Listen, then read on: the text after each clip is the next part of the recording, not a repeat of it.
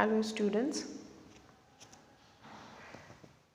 राजनीति विज्ञान विषय बीए सेकेंड ईयर चौधरी चरण सिंह यूनिवर्सिटी से एफिलिएटेड कॉलेजेस में जिन बच्चों ने बीए में मुख्य परीक्षा राजनीति विज्ञान लिया है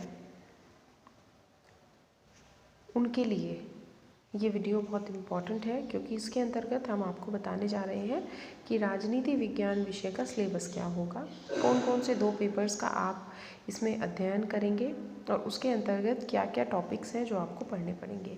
ये पुखराज जैन की लिखी हुई किताब है साहित्य भवन पब्लिकेशंस के द्वारा।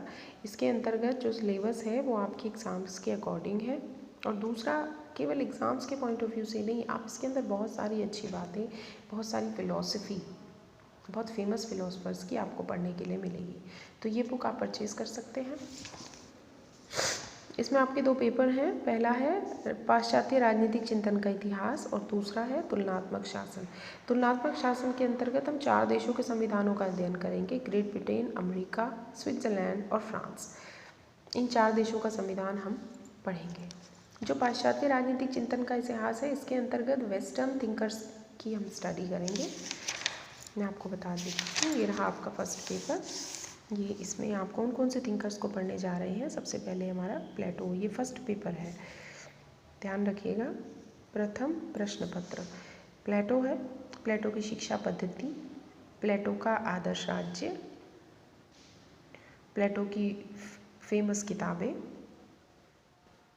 प्लेटो का न्याय का सिद्धांत, प्लेटो का साम्यवाद, ये सब चीज़ हम इसके अंतर्गत पढ़ेंगे। सेकंड फिर हमारा अरस्तु आ जाएगा। अरस्तु का जन्म कहाँ हुआ, उसने कौन कौन सी पुस्तकों को लिखा, वो किताबें किस प्रकार से हमारी शासन पद्धति से रिलेटेड है या हमारी शासन पद्धति ने उनसे क्या अपनाया है, और अरस्तु ने अपने आदर्श राज्य में क्या मुख्य विशेषताएं बताई हैं, नागरिकता के बारे में अरस्तु का क्या विचार है, दास प्रथा के बारे में अरस्तु क्या कहना चाहता है, ये सब चीज़ें हम अरस्तु में अध्ययन करेंगे।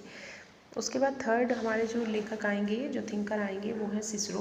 सिसरो जो है, इन्होंने मिश्रित शासन का सिद्धांत दिया है, तो वो किन किन पद्धतियों को मिला के मिश्रित शासन बन रहा है, ये हम इसके अंतर्गत पढ़ेंगे। उसके बाद पाश्चात्य मध्यकालीन राजनीतिक चिंतन की प्रमुख विशेषताएं हैं, यानी कि जो मध्यकाल के दौरान वेस्ट में, पाश्चात्य यानी कि जो वेस्टर्न, भारतीय नहीं, जो पश्चिमी हमारे थिंकर्स हैं, उनके अध्ययन की क्या विशेषताएं थी वो हम यहाँ पे स्टडी करेंगे। फिर मध्यकालीन राजनीतिक चिंतन में चर्च और संघर्ष राज्य। देखिए मध्यकाल में जो है 2 भागों में बट गया था राज्य, एक तो चर्च और राज्य संघर्ष, यानी कि जो पोप थे, जो पादरी हुआ करते थे, वो हाथ में शासन सत्ता उनके हाथ में थी, लेकिन बाद में राज्य बना तो उसके हाथ में सरकार आ गई, सरकार ने शासन सत्ता संभाली। तो इनके बीच में किस प्रकार से कंट्राडिक्शन हुए वो यहाँ पे स्टडी करेंगे। उसके बाद संत थॉमस एक्विनास है, ये बहुत इंपॉर्टेंट है। इन्होंने कानूनों के प्रकारों के बारे में हमें बताया है। मैकियावली है, ये अपने आप में बहुत फेमस थिंकर हैं। इन्होंने जो है मैकियावली को युग शिशु के रूप में जाना जाता है। इटली के परिप्रेक्ष्य में इनके क्या विचार थे, किस प्रकार की शासन पद्धति को ये महत्वपूर्ण बताते हैं या फिर उपयोगी बताते हैं, वो हम यहाँ पर पढ़ेंगे। उसके बाद जीन पोदा है, इन्होंने संप्रभुता का सिद्धांत सबसे पहले दिया है। संप्रभुता का सिद्धांत आपने बीए फर्स्ट ईयर में भी पढ़ा है, या अभी तो मैंने सिर्फ सिलेबस डाला है, मैं आगे बताऊँगी आपको।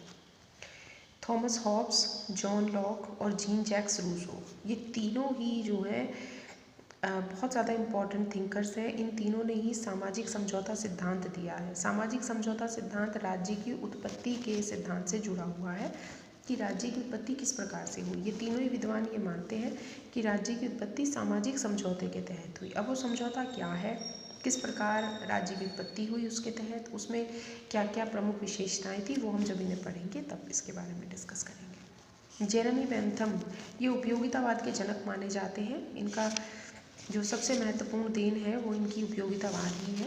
आपको बताऊंगी कि उपयोगितावाद क्या है। इसका एक महत्वपूर्ण नारा कह लीजिए, स्लोगन कह लीजिए इनके उपयोगितावाद का, वो है अधिकतम व्यक्तियों का अधिकतम सुख। चलिए, इसके बाद हम पढ़ेंगे जॉन स्टुअर्ट मिल को। ये जेएस मिल के नाम से जाने जाते हैं, ये भी बहुत इंपॉर्टेंट राइटर हैं।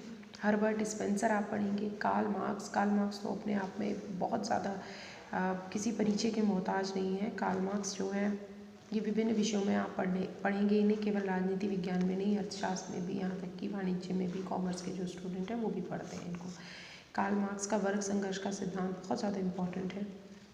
हिल ग्रीन है, थॉमस हिल ग्रीन है, टी.एच. ग्रीन, ये बहुत इंपॉर्टेंट है।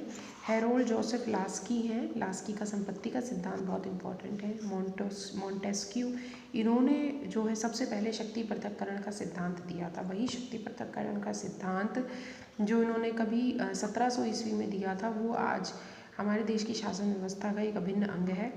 जॉर्ज विलियम फ्रेडरिक हीगल, ये भी एक राइटर है हमारे साथ में, ये भी वेस्टर्न थिंकर है, ये बहुत ज़्यादा इम्पॉर्टेंट है हीगल। तो कुल मिलाकर जो आपके सिलेबस में है वो 19 थिंकर्स हैं जिनका आप स्टडी करेंगे। उसके बाद आपका सेकंड पेपर आता है तुलनात्मक शासन। ब्रिटेन का संविधान है, संयुक्त राज्य अमेरिका का संविधान है, स्विट्ज़रलैंड का संविधान है और फ्रांस का संविधान। ये चारों संविधान आप पढ़ेंगे। इसमें महत्वपूर्ण क्या है, जब आप ब्रिटेन का संविधान पढ़ेंगे तो सबसे पहले उसका विकास किस प्रकार हुआ, यानी कि ब्रिटेन का संविधान किस प्रकार बना, उसका क्या महत्व है, उसकी क्या विशेषताएं हैं। ब्रिटेन के संविधान के अभिसमय और वैधानिक परंपराएं। अभिसमय से मतलब जो है कि वो सभी नियम कानून जो जिनके आधार पर वहाँ का संविधान चल रहा है, ठीक है ना, वो सब चीज़ें जिन वैधानिक परंपराओं के आधार पर आज भी देश का संविधान कार्य कर रहा है, उनके बारे में हम पढ़ेंगे। सम्राट और राजमुकुट, यानी कि वहाँ पर राष्ट्रपति नहीं है, वहाँ पे सम्राट है, आप जानते हैं इंग्लैंड में, तो उसकी क्या क्या शक्तियाँ हैं। राजमुकुट से हम क्या समझते हैं, मंत्रिमंडल और वहाँ प्रधानमंत्री, नौकरशाही या लोक सेवाएं, संसद, वहाँ की संसद किस प्रकार काम करती है, विधि का शासन और सर्वोच्च न्यायालय और दलीय व्यवस्था, ये चीज़ें हम ब्रिटेन के संविधान के परिप्रेक्ष्य में पढ़ेंगे। उसके बाद संयुक्त राज्य अमेरिका का संविधान है, तो अमेरिकी संविधान की पृष्ठभूमि, महत्व और विशेषताएं, शक्तियों का पृथक्करण, अमेरिका की संघीय व्यवस्था, संघीय कार्यपालिका में राष्ट्रपति और कैबिनेट। फिर उसके बाद कांग्रेस। कांग्रेस से मतलब ये कांग्रेस पार्टी नहीं बल्कि वहाँ की संसद, अमेरिका की संसद को कांग्रेस कहते हैं। उसका संगठन कैसे हुआ, उसके कार्य क्या क्या हैं। तो संघीय न्यायपालिका और न्यायिक पुनर्विलोकन, न्यायिक पुनर्विलोकन हमारे देश के संविधान में भी अपनाया गया है, और उनकी दलीय व्यवस्था। उसके बाद स्विट्ज़रलैंड का संविधान है, तो इसमें संविधान का विकास और उसकी विशेषताएं, मौलिक अधिकार, संघीय व्यवस्था, संघीय संसद, संघीय सरकार, सर्वोच्च न्यायालय और अन्य न्यायिक सत्ताएं, प्रत्यक्ष लोकतंत्र और राजनीतिक दल। स्विट्ज़रलैंड का प्रत्यक्ष लोकतंत्र बहुत ज़्यादा इम्पोर्टेंट है, क्योंकि हमारे यहाँ पर भी लोकतंत्र है लेकिन अप्रत्यक्ष लोकतंत्र है। तो स्विट्ज़रलैंड में पूर्ण रूप से प्रत्यक्ष लोकतंत्र को अपनाया गया है। वो किस प्रकार से है, ये हम जब पढ़ाएंगे जब आप देख लीजिएगा। फिर फ्रांस का संविधान है, तो पंचम गणतंत्र का संविधान। इसे पंचम गणतंत्र क्यों कहते हैं, क्योंकि अब से 4 बार पहले भी यहाँ पर संवैधानिक सरकार बनी, लेकिन फिर से राजतंत्र आ गया।